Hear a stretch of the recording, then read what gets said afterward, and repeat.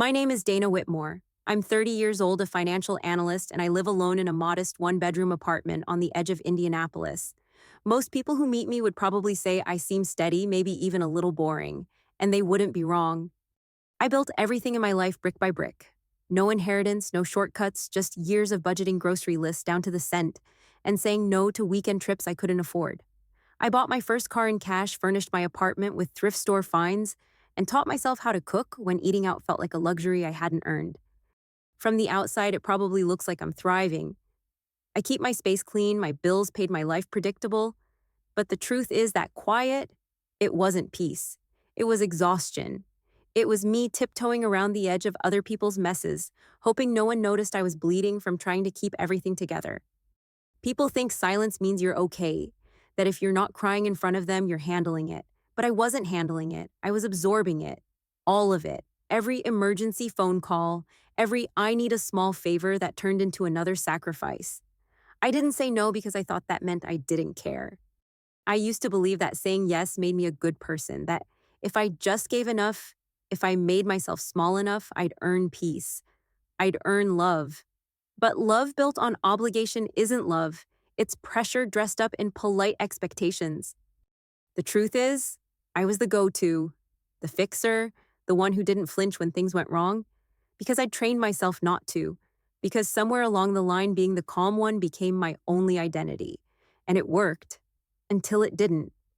One morning, I sat at my kitchen table with a half-warm cup of coffee and realized I couldn't remember the last time someone asked me how I was doing without needing something right after.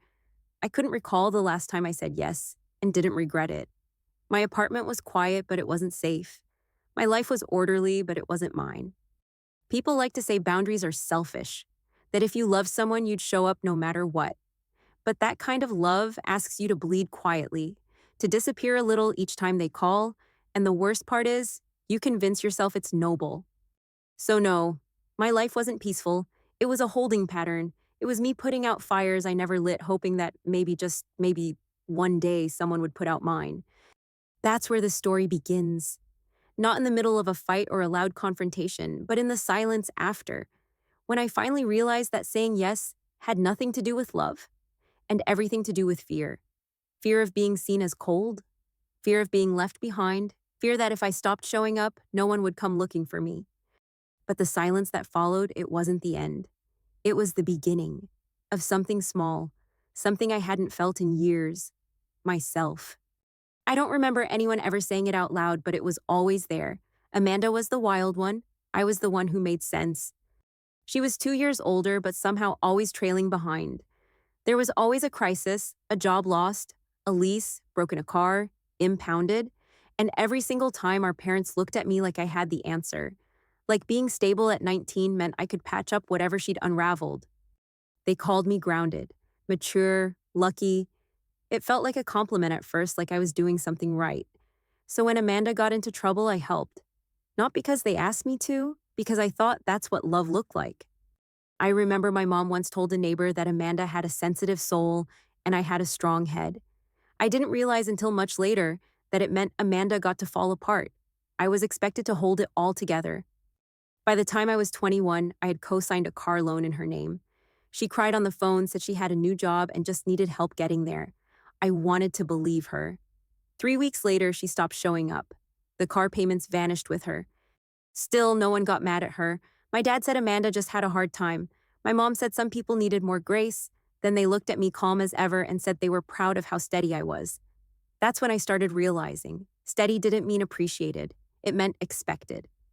The pattern kept going. Amanda made messes and I cleaned quietly.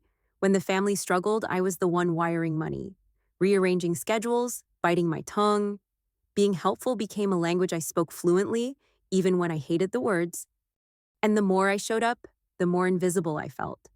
No one asked how I was managing. They just assumed I always would. When Amanda missed Thanksgiving one year, because of some drama with a boyfriend my mom cried, when I skipped Christmas the next year to stay sane, they called it cold. That's the part people don't talk about. How easy it is to get trapped in the role of the responsible one, how love can feel like a job, how keeping everything together can become your identity, and once it is, no one asks if you're tired. I wasn't the hero, I was the fallback, the fixer, the one who didn't need help, so no one offered it. And the scariest part is, I believe that made me valuable, that being dependable meant I was worth something. Looking back, I think I confused being needed with being loved. It took years for me to untangle the difference, and by then I was already running on empty, carrying a family that never once thought to carry me. It didn't happen all at once. It built quietly like water rising behind a dam, 100 small favors that didn't feel so small once they stacked together. Amanda's car loan was just the start. After that came the rent. She couldn't pay the DUI lawyer. She couldn't afford the phone bill that kept getting shut off. Every time she said she'd fix it, every time I believed her, and every time I was the one left picking up the pieces. When our dad got laid off, I sent money for the mortgage. No one asked me if I could afford it. They just said Amanda was struggling again. So I wired 2 grand without hesitation. I was 23 and that was most of what I had. They never said thank you. That part still surprises me. It was like they thought money just came easier for me. Like being responsible meant I had more of it to give. What they didn't see were the nights I skipped dinner or the years I lived without furniture just to keep my own bills paid. The Christmas after that, they gave me a mug that said best daughter ever. I remember holding it and thinking how heavy it felt for something so small. That mug was the only thing I got that year. No card, no hug, no acknowledgement of everything I'd done. At 25, Amanda got another DUI. This time I said no. I told my dad I couldn't cover it. His voice dropped to a whisper like he was scared someone might hear him. He said I was being cruel, that I didn't understand what it meant to worry for someone you love. My mom cried that night. She told me Amanda's life was harder, that I'd never had to struggle like she did. It didn't matter that I had worked 2 jobs through college, that I'd skipped vacations and carried silent debts. What mattered was that I said no. That moment cracked something open. Not because they were angry, I'd seen that before. What broke me was realizing they didn't see me, not as a person, just as a solution. I wasn't their daughter. I was their plan B, their emergency fund with a beating heart. And when I finally stopped giving, they acted like I'd betrayed them, like the love I offered was only good if it came without boundaries. That's when I started asking myself something I hadn't dared to before. If I stopped helping, would they still come around? Or was love in our family just another word for usefulness? I didn't say no to punish them. I said no, because I was tired of carrying a weight they didn't even see. And when they called me heartless, what they really meant was they didn't know how to love me without taking. There were nights I'd be half asleep, phone buzzing on the nightstand. A text from Amanda, always dramatic, always urgent. Rent was due, her card got declined. Could I send something now? Just until Friday? And I did. Every time. I'd roll out of bed, sit at my desk in the dark, and wire money with my hands still shaking from sleep. Then I'd crawl back under the covers, wide awake, heart pounding, with worry I couldn't afford to name. The next morning, no thank you, no update, just silence until the next crisis. It started to feel like I was filling buckets full of holes. Every gesture I gave disappeared the second it landed. When Amanda's second DUI came up, she didn't even ask me directly. Mom called, said it would devastate the family if the news got out, said I could keep it quiet, help with the lawyer, make it go away. I was 25 and already negotiating legal bills for someone who hadn't learned a thing from the first mistake. Then there was the time Amanda borrowed my car for a week. Just to get to interviews, she said. I didn't see it again for 3. It came back with an empty tank and a scratch on the bumper. She never mentioned either, just handed over the keys like nothing happened. I kept telling myself I was being a good sister, that this was what family did, but deep down, it started to feel like a transaction, like my love was something they withdrew from, not something they returned. Birthdays passed without cards, promotions were barely acknowledged, but let someone fall behind on a payment and suddenly my phone lit up. I was the one they remembered when they needed something, not when they wanted to share joy. I don't think I realized it right away, but I was burning out. The kind of exhaustion that doesn't go away with sleep. I'd go entire weeks without anyone asking how I was doing. Yet the moment I paused just for breath, it was framed as neglect. Helping stopped being a choice. It became a job, one I never applied for, never wanted, and definitely wasn't being paid for. And worst of all, I started believing that if I didn't show up, everything would fall apart. That love meant being the net under the tightrope, even when no one thanked the net. That's the trick about emotional debt. It starts with love. It ends with expectation. And somewhere in between, you forget what real connection feels like. Because everything starts to sound like a need, and nothing sounds like care. It was one of those dinners where everything looked fine if you didn't look too closely. The casserole was warm, the table was set, the wine glasses were half full. But the air had that kind of smoothness that only comes from rehearsal. My mom greeted me with a hug that lasted just a beat too long, said I looked thin, asked if I was eating enough. My dad didn't even look up from his plate, just muttered something like, "Hey kiddo," as I sat down. Amanda was already at the table scrolling her phone like none of it involved her. We made it through salad with the usual small talk. My mom commented on the weather like she was responsible for the forecast. My dad refilled his drink twice. Amanda poked at her plate like the food might bite back. No one mentioned anything real. Then my mom set her fork down. She folded her hands like she was about to pray and smiled the kind of smile that usually came before bad news dressed as love. She said they had been talking, that Amanda had been going through a rough patch again, and that she'd be moving in with me for a while. Just like that, no question, no pause, not even the courtesy of pretending I had a say. I looked at Amanda. She didn't meet my eyes, just kept her face blank like she was already somewhere else. My dad cleared his throat. My mom tilted her head waiting for my reaction like it was a formality. They were expecting a fight. A gentle protest, maybe even a quiet tear, something they could use to call me difficult. Instead, I smiled. I said, if it helps Amanda get back on her feet, I don't see why not. My voice was light, casual, unshaken, and the room froze. My mom blinked, unsure how to read me. My dad relaxed, thinking the bullet had been dodged.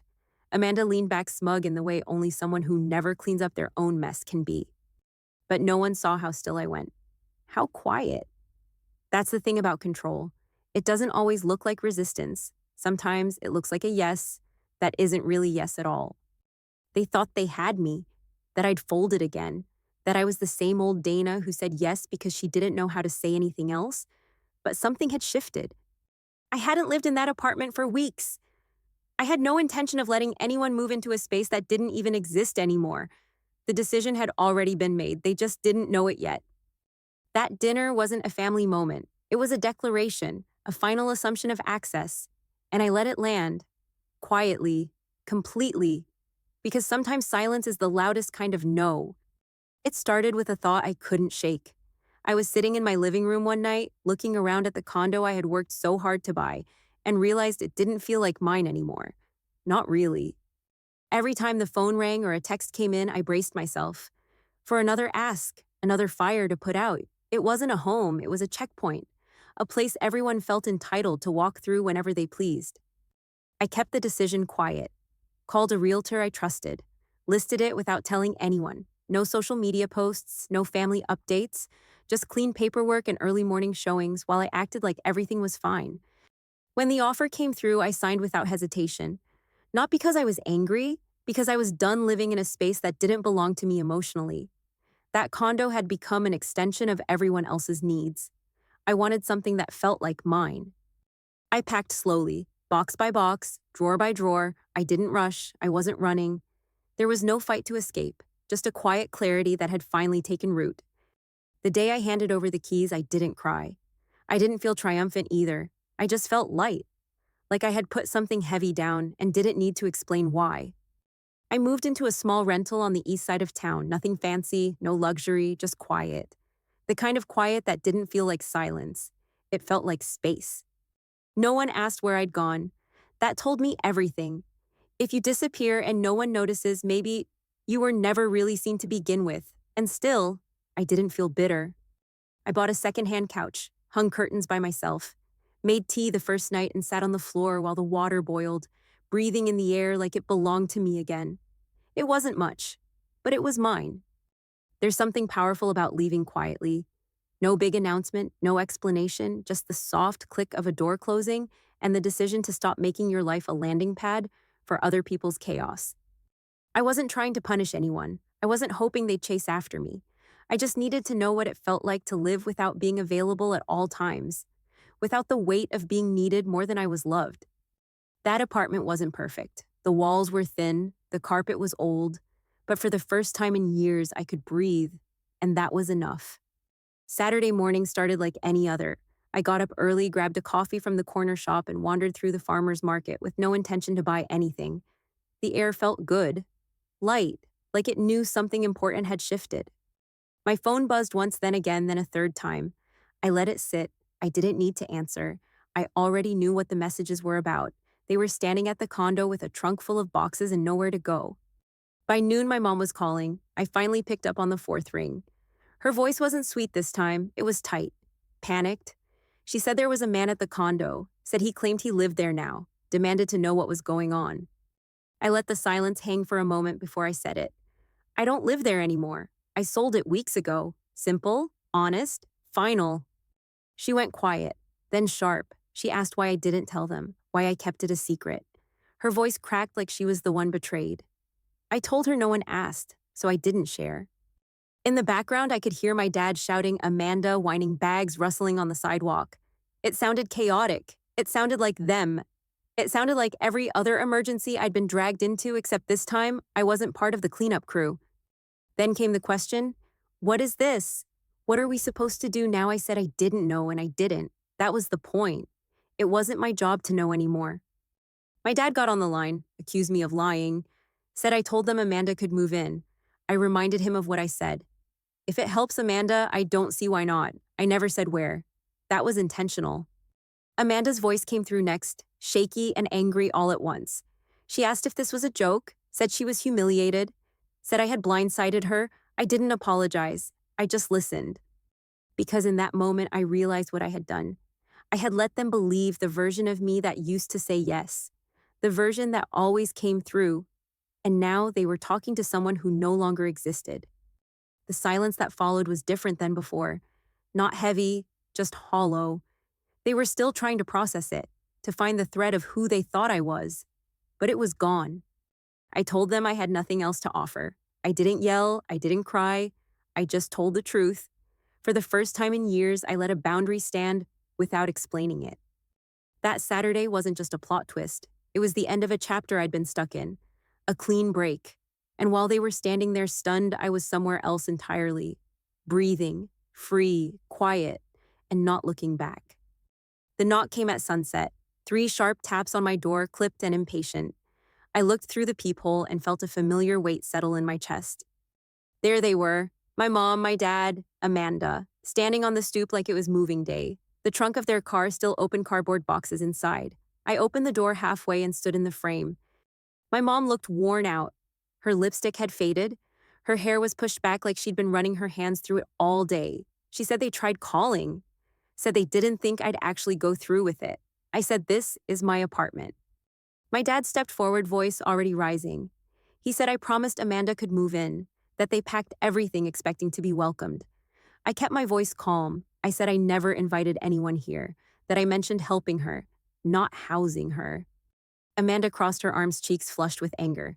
She said this was cruel, said I always acted like I was better than everyone. I looked at her and said, you packed up your life to move into a place you never confirmed still existed. That's not cruelty, that's entitlement. She flinched.